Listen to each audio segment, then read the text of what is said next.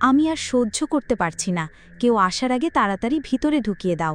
বিয়ের 7 মাস কেটে গেছে, কিন্তু সেই স্বপ্নময় জীবনের জায়গায় এখন একাকিত্ব, নিঃসঙ্গতা আর একরাশ অজানা ভাবনার ছায়া এসে ঢেকেছে আমার শ্বশুরবাড়ির চারপাশ। আমি জানতাম না বিয়ের অল্প কিছুদিন পরই আমার স্বামী বিদেশ চলে যাবে। জানলে হয়তো আমি এই বিয়েটা করতাম না, কারণ এই বাড়িতে শ্বশুর শাশুড়ি কেউ নেই, নেই কোনো আত্মীয় স্বজনের আনাগোনা, কেবল আমি আর ঘরের দেয়ালে ঝুলে থাকা কিছু ফ্রেমের হাসি। স্বামী যখন জানালো সে বিদেশ যাবে এবং আমায় একা রেখে যাবে এই নির্জন বাড়িতে, তখন আমার খুব ভয় হয়েছিল। আমি তাকে বলেছিলাম, ছোটখাটো একটা ব্যবসা শুরু করো, তুমি যদি আমার পাশে না থাকো তাহলে এই বাড়িতে আর তো কেউ নেই, কিভাবে থাকব? কিন্তু সে একগুঁয়ে ছিল, বলল, এই দেশে কষ্ট করে বড় কিছু করা যায় না, আমি বিদেশে গেলে অনেক ইনকাম করতে পারবো, আমাদের ভবিষ্যৎ অনেক সুন্দর হবে। আমি চুপ করে গিয়েছিলাম, তবে তার চোখে ছিল কিছুটা আক্ষেপ আর কিছুটা স্বপ্ন। সেই সময় সে আমাকে আশ্বস্ত করল, তোমার চিন্তা করতে হবে না, তুহিন তো তোমার ছোট ভাই, সে আমাদের বাড়িতে এলে এই বাড়ির খেয়াল ও তোমার দেখাশোনা করতে পারবে, তাকে এখানে রেখে দাও, তুমি ওকে একটা স্কুলে ভর্তি করিয়ে দিও, সে এখানে থেকে লেখাপড়া করবে আর তোমাকে দেখাশোনাও করতে পারবে। আমি প্রথমে দ্বিধায় পড়ে গিয়েছিলাম, তুহিন তো এখনও ছোট, ক্লাস 9-এ পড়ে, কিন্তু আমার মনের ভেতরে ভয় আর নিঃসঙ্গতার যে অন্ধকার, সেটা এতটাই ভারী ছিল যে শেষ পর্যন্ত আমি বাবাকে ফোন করে সব জানালাম। বললাম, বাবা, তুহিনকে কিছুদিনের জন্য আমার শ্বশুরবাড়িতে পাঠিয়ে দাও, আমার স্বামী বিদেশ যাচ্ছে, ও বিদেশ চলে গেলে বাজার সদাই আর বাড়ির খেয়াল কে রাখবে? তুহিন থাকলে একটু সাহস পাব। বাবা এক মুহূর্ত থেমে বলল, তুই তো জানিস তুহিন ছোট, তাও যদি তুই মনে করিস ওর থেকে তুই সাহস পাবি, তাহলে ওকে পাঠিয়ে দিচ্ছি। তারপরই ঠিক হয়ে গেল, আমার স্বামী যাবার 3 দিন আগে তুহিন আমাদের বাড়িতে চলে এলো। হালকা ব্যাগ, বই খাতা আর চোখে কিছুটা কৌতূহল, কিছুটা দায়িত্ববোধ নিয়ে সে ঢুকলো বাড়িতে। আমাকে দেখে বলল, আপু, আমি আছি, তুমি কোনো চিন্তা করো না, দুলাভাই যাক, তুমি চিন্তা করো না, বাজার করা থেকে শুরু করে ঘরের সবকিছু আমি সামলাবো, তুমি শুধু আমাকে বলো কি দরকার। আমি তার এই আত্মবিশ্বাস দেখে অবাক হয়ে গিয়েছিলাম আর একটু হাঁপ ছেড়ে বেঁচেছিলাম। তারপর 3 দিনের মধ্যেই আমার স্বামী বিদেশ চলে গেল। ভোরবেলা বাসস্ট্যান্ডে ওকে বিদায় দিয়ে এসে আমি আর তুহিন পাশাপাশি হাঁটছিলাম, জেনে জীবনের নতুন এক অধ্যায় শুরু হচ্ছে। প্রথম 2-3 দিন সবকিছু বেশ স্বাভাবিক লাগছিল। তুহিন নিয়ম করে স্কুলে যায়, এসে আমার জন্য কিছু বাজার করে আনে, ঘরের কাজেও সাহায্য করে। ওর মধ্যে একটা পরিণত ভাব আমি খেয়াল করছিলাম। যদিও সে ছোট, তবু যেন কথাবার্তায় একটা নির্ভরতা ছিল।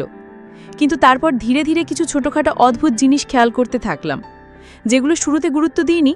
যেমন ঘরের দরজাগুলো একটু খোলা থেকে যায়, আমার ব্যবহৃত জিনিস এক জায়গার জিনিস অন্য জায়গায় রাখা, একটু এদিক ওদিক, কিংবা তুহিন মাঝে মাঝে অদ্ভুতভাবে তাকিয়ে থাকে আমার দিকে। আমি ভাবি, ও তো ছোট ভাই, হয়তো কল্পনায় কিছু ভাবছে বা হয়তো কেবল চিন্তিত হয়ে আছে। কিন্তু আমার মনে এক অজানা অস্বস্তি বাসা বাঁধছিল, যা আমি ঠিক ধরতে পারছিলাম না। হয়তো নতুন নতুন বাড়িতে আসার জন্য। তবে একদিন এমন কিছু ঘটল যেটা আমাকে বাধ্য করলো ভাবতে, তুহিনের এই বাড়িতে আসা কি শুধু আমার দেখাশোনা করার জন্য, নাকি এর আড়ালে লুকিয়ে আছে কোনো অদৃশ্য রহস্য? স্বামী যখন বিদেশ পাড়ি জমালো, তখন মনের ভেতরটা এক অদ্ভুত শূন্যতায় ডুবে গেল, যেমন কেউ হঠাৎ পায়ের নিচ থেকে মাটি সরিয়ে নেয়। বাড়ির প্রতিটি দেয়ালে, জানালায়, এমনকি রান্নাঘরের টিনের ছাদের শব্দেও নিঃসঙ্গতার ছায়া বসেছিল। কিন্তু তুহিন ছিল বলে সাহস পেয়েছিলাম, কারণ ও বলেছিল, আপু, তুমি একা নাও এই বাড়িতে, আমি আছি, যতদিন দুলাভাই না আসে আমি এই বাড়িতেই থাকব। আমি ওর কথায় ভরসা পেয়েছিলাম, স্কুলে ভর্তি করিয়ে দিয়েছিলাম। ক্লাস 9-এ ওর নতুন যাত্রা শুরু হয়েছিল। দিনে স্কুল, বিকালে বাজার আর রাতে বই নিয়ে বসে পড়া, সবকিছু বেশ নিয়ম মাফিক চলছিল। কিন্তু কদিন না যেতেই একটা অদ্ভুত পরিবর্তন চোখে পড়ল। তুহিনের কথাবার্তা কেমন যেন গম্ভীর হয়ে গেল। ওর চোখে মুখে ছিল এক ধরনের অস্বস্তি, চিন্তার ছাপ। একদিন হঠাৎ সে বলল, আপু, আমি তো আসলে শুধু দুলাভাই যাওয়ার সময় তোমাকে সাহস দিতে এসেছিলাম, যাতে তোমার কোনো চিন্তা না হয়। এখন তো উনি চলে গেছেন, আমি বাড়ি চলে যাই। আমি থমকে গিয়ে বললাম, তুই তো নিজেই বলেছিলি যতদিন দুলাভাই আসবে না ততদিন তুই থাকবি, এই বাড়ির খেয়াল রাখাবি, এখন হঠাৎ করে চলে যেতে চাস কেন? তুহিন একটু চুপ করে রইল। তারপর বলল, আপু, সত্যি বলতে এই বাড়িটা আমার ভালো লাগছে না, কেমন যেন অস্বাভাবিক লাগে। একা একা মনে হয়, মাঝে মাঝে মনে হয় কেউ যেন তাকিয়ে আছে, বা ঘরের বাতাস ভারী হয়ে যায়। আমি ওর দিকে অবাক হয়ে তাকিয়েছিলাম। তুই কি ভয় পাচ্ছিস? তুহিন বলল, ভয় না, কিন্তু একটা অস্বস্তি হয়, যেন সবকিছু খুব নিঃশব্দ আর অচেনা হয়ে গেছে। তাছাড়া দুলাভাই তো নেই, তুমি একা আছো। আমি তাকে বললাম, দেখ তুহিন, আমি তো তোকে বলেছি তুই থাক, আর তুই থাকলে আমার ভালো হয়। তুই যদি এই বাড়িতে না থাকিস তাহলে এই বাড়ির দেখাশোনা কে রাখবে?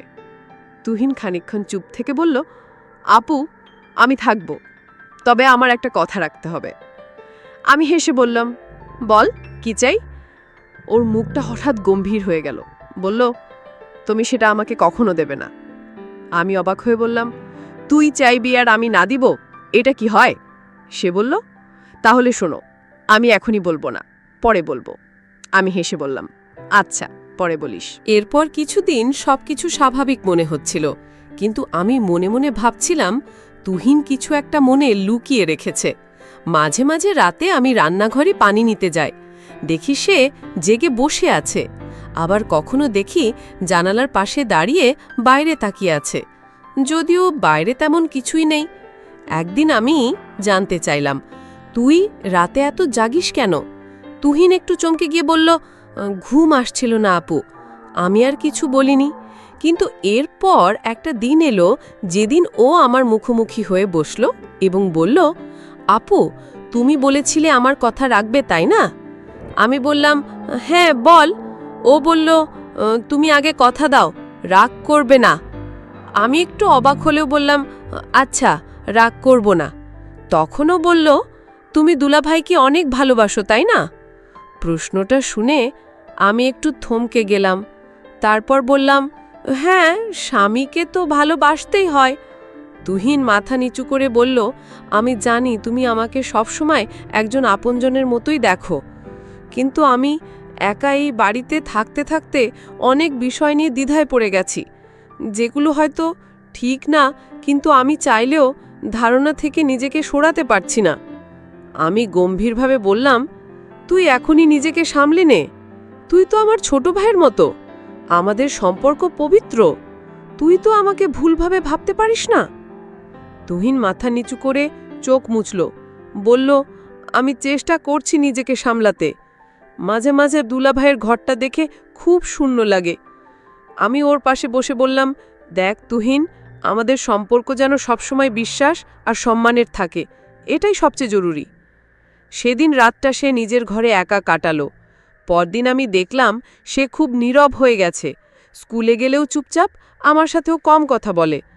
বুঝতে পারছিলাম ওর মধ্যে একটা মানসিক দ্বন্দ্ব চলছে, কিন্তু আমি বুঝতে পারছি না তার মানসিকতা কি। তবে একদিন হঠাৎ সে আমার সামনে একটা পুরনো চিঠি নিয়ে এলো। বলল, আপু, এই চিঠিটা আমি তোমার আলমারির নিচে পেয়েছি। আমি অবাক হয়ে চিঠিটা খুললাম। সেটা আমার শ্বশুরের লেখা, যেখানে লেখা ছিল, এই বাড়িতে একটি পুরনো অভিশাপ আছে যা প্রতি পুরুষ প্রজন্মে ফিরে আসে। এই ঘরের কেউ দীর্ঘদিন একা থাকতে পারে না, কিছু অদ্ভুত ঘটনা ঘটতে থাকে যা মানুষকে মানসিকভাবে দুর্বল করে ফেলে।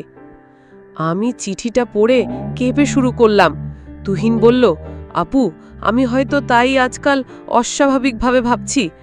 এসব হয়তো আমার নিজের ইচ্ছা নয়, বরং এই পরিবেশের প্রভাব। তখন আমি ওকে বললাম, তুই দোয়া পড়বি, মন শক্ত রাখবি, আমি তোকে কখনো একা ছেড়ে দিতে পারি না। সেই মুহূর্তে ভাবলাম, তুহিনের কথার পেছনে হয়তো শুধু মানসিক দ্বন্দ্ব নয়, এই বাড়ির এক গভীর রহস্য জড়িত। সেদিন সন্ধ্যাবেলায় স্কুল থেকে ফিরে তুহিন সরাসরি নিজের ঘরে চলে গেল। প্রতিদিন যেমন হাসি খুশি ছিল, স্কুলের গল্প শোনায়, সেদিন তার কিছুই ছিল না। দরজা খোলা রেখেই সে বিছানায় শুয়ে পড়েছিল। আমি তখন রান্নাঘরে নাস্তা বানাচ্ছিলাম। হঠাৎ মনে হলো, আজ যেন অদ্ভুত একটা নীরবতা পুরো বাড়ি জুড়ে, কেমন যেন থমথমে। আমি ওর ঘরের দরজায় দাঁড়িয়ে বললাম, তুহিন, কি রে, আজকে এত চুপচাপ কেন? শরীর খারাপ লাগছে? তুহিন চোখ বন্ধ করে হালকা স্বরে বলল, হ্যাঁ আপু, শরীরটা খুব খারাপ লাগছে, বিশেষ করে মাথাটা ভয়ানক ব্যথা করছে। আমি বললাম, চিন্তা করিস না, আমি তো আছি, একটু মাথায় মালিশ করে দেই, ওষুধ দেই, সব ঠিক হয়ে যাবে। ও কিছু বলেনি, চোখ বন্ধ রেখেই কেমন যেন স্থির হয়ে রইল। আমি আলমারি থেকে মাথা ব্যথার ওষুধ বের করে এনে এক গ্লাস পানি দিলাম। তুহিন না বলে সেটা খেয়ে নিল। আমি বুঝতে পারলাম ওর সঙ্গে কোনো মানসিক চাপও লুকিয়ে আছে ওর মনের ভিতরে। তুহিন বলল, আপু জানো, মাঝে মাঝে মনে হয় আমার মাথার ভেতর খুব ভারী হয়ে যায়। শুধু ব্যথা না, যেন কেউ ভিতর থেকে ডাকছে, অচেনা এক কণ্ঠস্বর। আমি অবাক হলাম, মানে তুই কাকে বলতে চাচ্ছিস? তুহিন চোখ খুলল না, বলল, বুঝাতে পারি না, আমি ঠিক জানিও না কে, তবে রাতে ঘুম ভেঙে দেখি দরজা খোলা থাকে, জানালা থেকে বাতাস ঢুকে, আর মনে হয় কেউ ঘরের বাইরে দাঁড়িয়ে আছে। আমি ভয় পেয়ে বললাম, তুই এসব কি বলছিস তুহিন? কারো পায়ের শব্দ, ছায়া বা এমন কিছু কি তুই দেখেছিস? তুহিন চোখ খুলে বলল, না, আমি দেখিনি, কিন্তু মনে মনে ভাবি কেমন যেন একটা ছায়া অন্ধকারে দাঁড়িয়ে থেকে তাকিয়ে থাকে। এমনও হয় যেন কেউ আমার নাম ধরে ডাকছে, তখন ঘুম ভেঙে যায়। আমি চুপ করে গেলাম। এরকম কথা আগে সে কখনো বলেনি।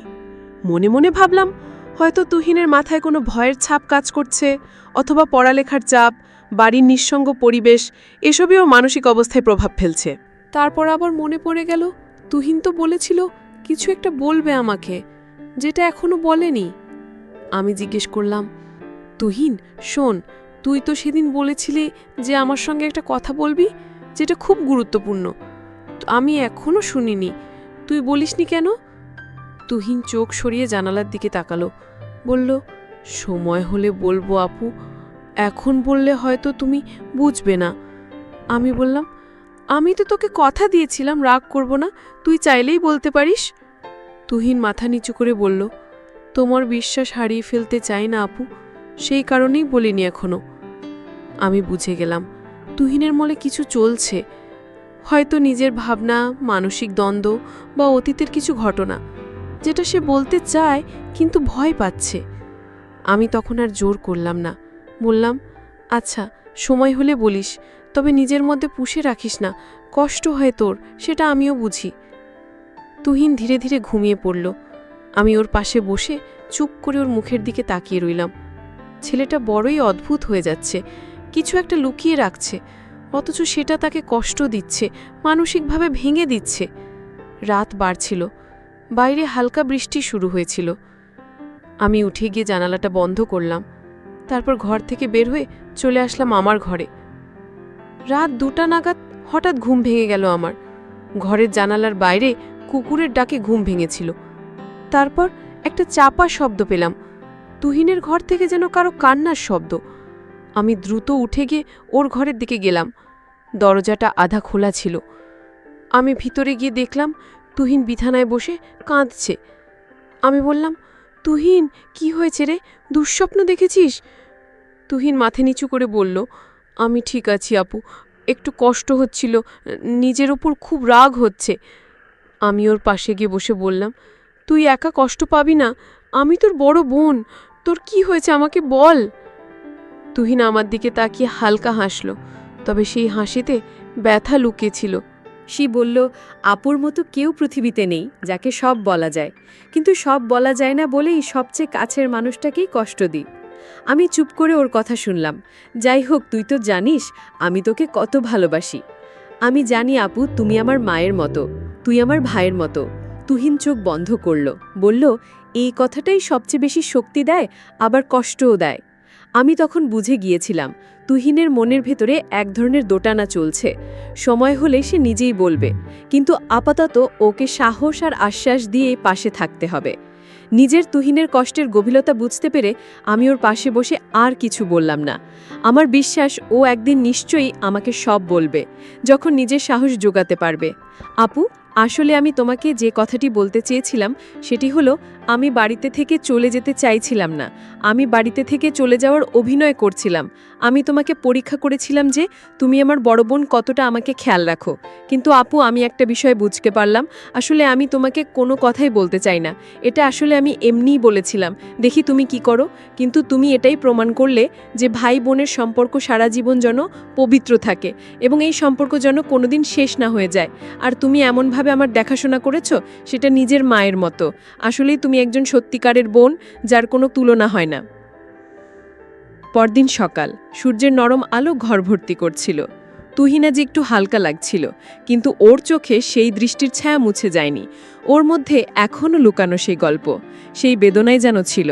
আমি ওকে খাওয়াতে নিয়ে আসলাম, ওর প্রিয় প্যানকেক আর চায়ের কাপ হাতে দিয়েছিলাম। তুহিন ধীরে ধীরে খেতে লাগলো। এভাবেই আমাদের গল্প শেষ হলো। এক ভাই বোনের অটুট বন্ধন, যেখানে ভালোবাসা আর বোঝাপড়াই ছিল সবচেয়ে বড় অস্ত্র। জীবনের যে কোনো ঝড়কে আমরা একসাথে মোকাবেলা করব, কারণ আমরা পরিবার। বন্ধুরা, আজকের গল্পটি এখানেই শেষ করলাম। যদি গল্পটি ভালো লাগে তাহলে অবশ্যই আমার চ্যানেলটিকে সাবস্ক্রাইব করে পাশে থাকবেন। ধন্যবাদ।